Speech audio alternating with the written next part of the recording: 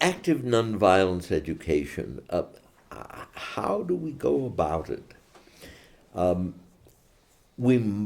Basically use the best of contemporary documentation and discovery, but I want to mention three predecessors to what we're talking about.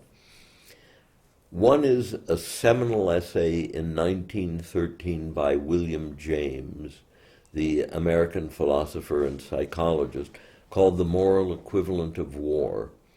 In it, he argues that we must find some way to preserve the virtues of dedication, of courage, of fellowship, of bondage, of idealism that is represented in a violent conflict. We must preserve those valuable human qualities, but find a way to remove the destruction that we can no longer afford. That was prescient in face of the First World War and its devastation of Western civilization's morale. I want to mention two other texts before I focus on Gene Sharp's indispensable analysis. In the mid-late 40s, there was someone at Columbia, Krishnalal Sridharani, and his volume on basically on nonviolent strategic conflict was a major contribution.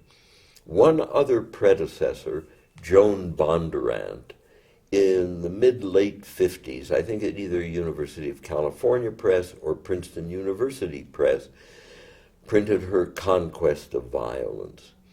Sridharani and Bondurant really began to lay out principles for the effective power employment of nonviolent tactics and strategies. Gene Sharp, in The Politics of Nonviolent Action, in the late 60s, provided us with the basic framework. And in it, he does a very subtle analysis of power. What is it? How does it come about? How is it available? And in our teaching, it's vital that kids or monks or leaders of the community or strategists understand power and its issues. And we talked briefly about the monolithic model of power, and then a different understanding of power in which power is emergent from the people. We look then carefully at the elements of power. I mean, it's an unexamined term. And we pose the question very vividly. Here is Hu Jintao in Beijing. He gives orders and events transpire in Barker Square. How does this come about? We ask the students, look in the mirror. How many arms do you have? How many does Hu Jintao have? How many eyes, ears, mouth? Maybe some people have two tongues, most of us have only one, but never mind. Even those with one tongue find it a bit bifurcated. Whatever the case, this requires explanation. He has power at his disposal. Many of us don't. And we look carefully at Sharp's really astute analysis. Authority, human resources, skills and knowledge, material resources, the other intangible factors, and finally sanctions. And we illustrate all of these quite vividly. These are the components of power, and if we understand them, we suddenly can see how nonviolence can affect that transmission of power at crucial linkage points.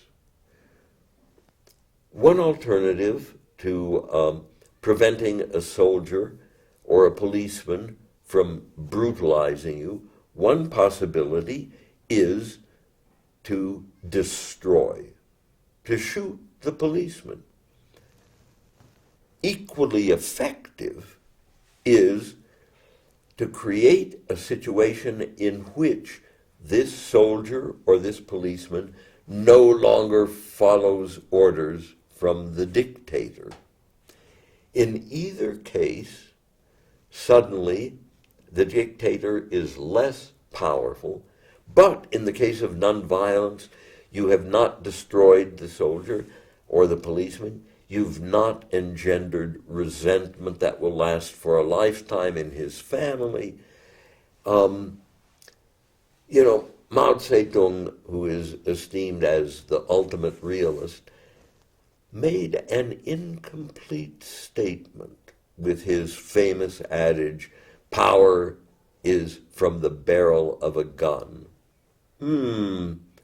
He forgot to mention power comes from the barrel of a gun if there is a willing, obedient finger on the trigger.